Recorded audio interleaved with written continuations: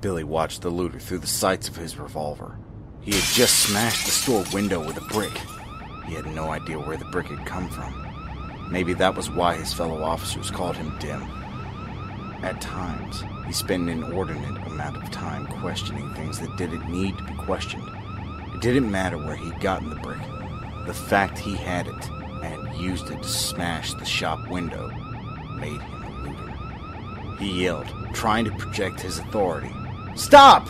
You are under arrest!" The looter regarded the officer with the same look one might give to a unicorn. He was bemused that there was even anyone left trying to uphold the law, with the end only hours away. The looter said, "What's the point? We're all going to be black hole fodder in a matter of hours. Why not take what I always wanted?" Dim shouted, "Stay where you are!" The looter turned to him and pointed at him as he began to reproach him. "You are one stupid fucking..." Dim squeezed the trigger. Dim watched him die. He clutched at his chest in surprise and staggered back. The looter fell on his back while the police officer watched the blood begin to pool under him on the street. He had once seen himself as the city's last bulwark of hope against the anarchy that had gripped the city. But that illusion was shattered as the looter died. The city's last bastion of hope fled back to his house. His wife, Felicity, greeted Billy at the door. She was wringing her hands, and it was obvious she had been crying. She pulled him into an embrace and wept with relief. She had urged him not to go to work today. Billy dissuaded her by telling her it was his duty. He likened it as an obligation to the badge he wore. He took off the badge and dropped it on the ground. He spoke softly. "No more." He sank down into his chair at the kitchen table while his wife poured him a shot of whiskey. He raised it to his mouth, but his shaking hands practically sloshed out all of the liquor before it could even reach his lips. She poured another for him, and he was a little more successful this time. She asked the question that he knew was coming the second he walked through the door. "What are we going to tell the kids?" They hadn't told the kids about the black hole. They were divided whether or not to cause them distress over something that they could not control. His wife wanted them to know everything. Billy wanted to protect them from the end. He had been protecting them all of their lives. He felt the least he could do was protect them at the end. He began. "Don't." She pressed onward. "They need to know. They're frightened." "Then why didn't you?" Felicity looked him in the eyes and said, I think it should be you that tells them." This didn't surprise Billy in the slightest. He always broke the bad news. He always took the kids in for their shots. He was the enforcer, the bad guy. Felicity was there to kiss away their tears and soothe their complaints of injustice. He helped himself to another shot and this time succeeded in drinking it without spilling a drop. He resigned himself to his fate. "Fine." Felicity had insisted on staying downstairs.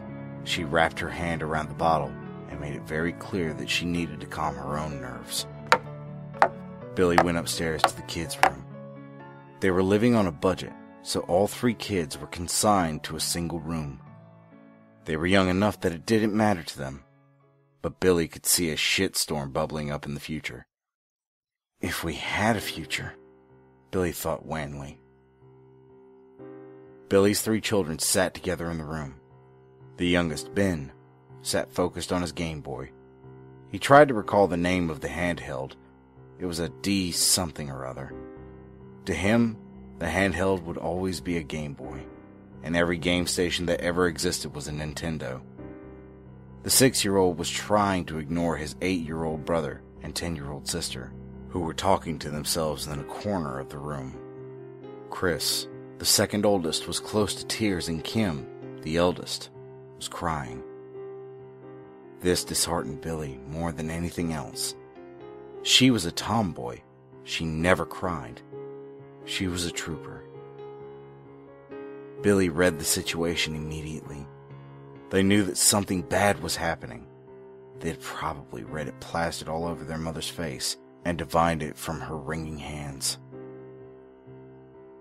His appearance broke the floodgates, and they all rushed towards him and were wrapped up in his embrace.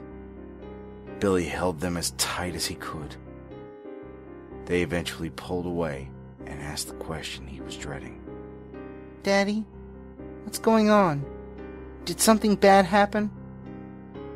Billy looked at the terrified faces of Ben, Chris, and Kim.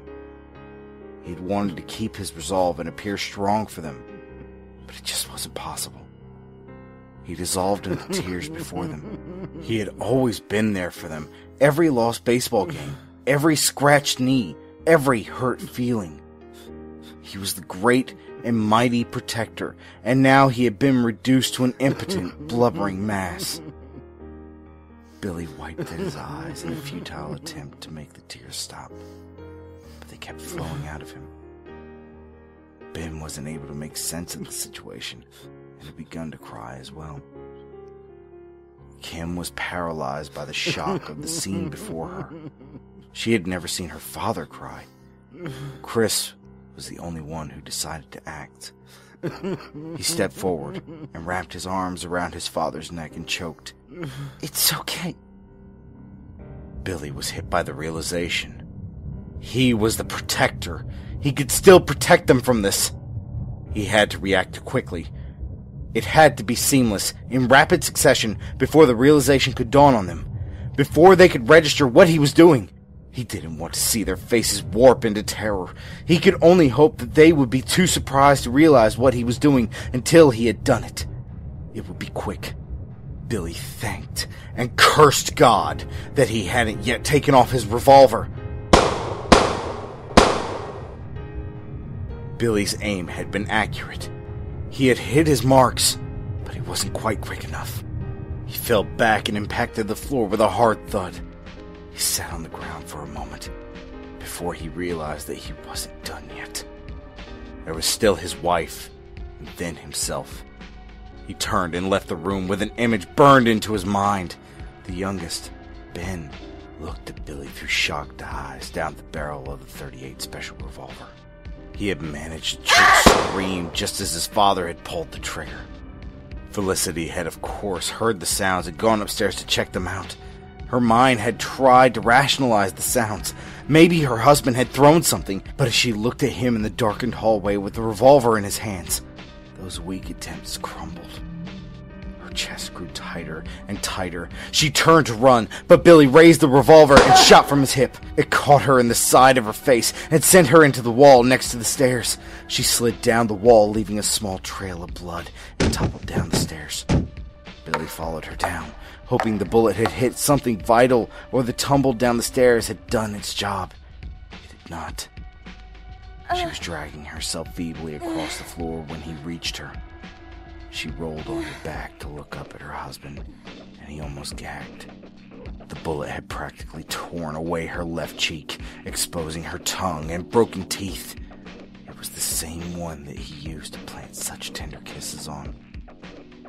He raised the revolver and declared through quavering lips, I love you so much. She managed, No, don't! Just as he squeezed the trigger.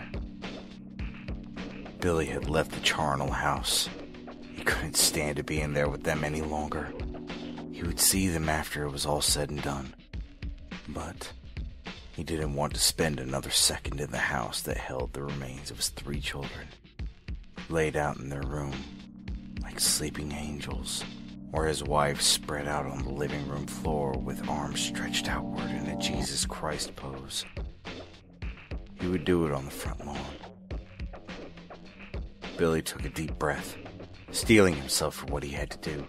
He didn't care about the chaos rampaging around him. To Billy, there was only him on his front lawn with his revolver. He put the revolver in his mouth. It tasted so sour. He had to think of something sweet. He cocked back the hammer. The smell of cordite made him want to gag. He squeezed the trigger. Billy cried out, "No!" He counted the bullets. Kim shot in the chest. 1. He pulled Chris towards him and pressed the gun under his chin. 2. Ben stared wide-eyed down the sights of his gun. 3. Felicity, trying to inch away with blood pouring out of the side of her face. 4. 5. The 6th and final bullet dawned on him. The looter. 6th. He had no more bullets. His friends at the station always called him Dim. Billy laughed. It was a manic laugh that would have sent chills up the spine of anyone that heard him. He doubled over laughing until it hurt. He laughed and laughed, although he found nothing funny. He kept laughing as the tears came. He was laughing while what looked like an ink spot grew in the sky, threatening to blot out everything. Billy laughed and laughed at his fate. It felt just like suicide.